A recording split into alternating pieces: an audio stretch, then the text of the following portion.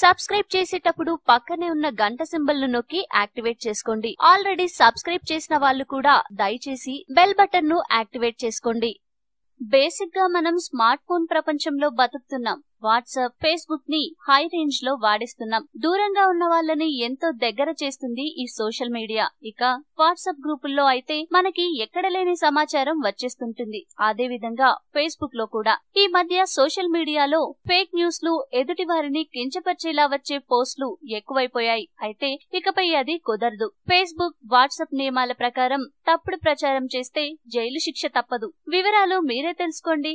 WhatsApp group అడ్మిన్లు తమ వ్యవహార శైలి గురించి ఆలోచించుకోవాల్సిన అవసరం ఉంది. వారణాసి జిల్లా magistrate Yogeshwar Ram Mishra, senior superintendent of police Nitin Tiwari ఇచ్చిన ఆదేశాలను జాగ్రత్తగా అవగాహన చేసుకోవాలి. కించపరిచే అంశాలను పోస్ట్ చేస్తే కటకటాలు లెక్కపెట్టక తప్పదని గ్రహించాలి. సామాజిక మాధ్యమాల్లో భావ ప్రకటన స్వేచ్ఛ ముఖ్యమైనదే అయినప్పటికీ దానిని అనుసరించి బాధ్యతాయుత ప్రవర్తన కూడా ఉండాలని తెలుసుకోవాలి. యథార్థాలను పరిశీలించినప్పుడు సరైనది కాని వదంతిని లేదా తప్పుదోవ పట్టించే సమాచారాన్ని సోషల్ మీడియా గ్రూపుల్లో ఉంచితే ఆ గ్రూప్ అడ్మినిస్ట్రేటర్ పై ఎఫ్ఐఆర్ నమోదు చేయవచ్చు. మతపరమైన విషయంలో కూడా తప్పుగా ప్రచారం చేయొద్దు. అలా చేస్తే శిక్షార్హులవుతారు. మన దేశంలో 20 కోట్ల మందికి పైగా వాట్సాప్ యూజర్లు ఉన్నారు. ప్రతి సోషల్ మీడియా గ్రూప్ అడ్మినిస్ట్రేటర్ తన గ్రూప్ యాజమాన్యాన్ని, బాధ్యతను వహించడానికి సిద్ధంగా ఉండాలి. గ్రూప్ అడ్మిన్లు ఈ విషయాన్ని తెలుసుకుని ఎవరిని పడితే వారిని గ్రూప్ లో యాడ్ చేయొద్దు. జాగ్రత్తగా పోస్టు ఏం పెడుతున్నారో చూడాలి.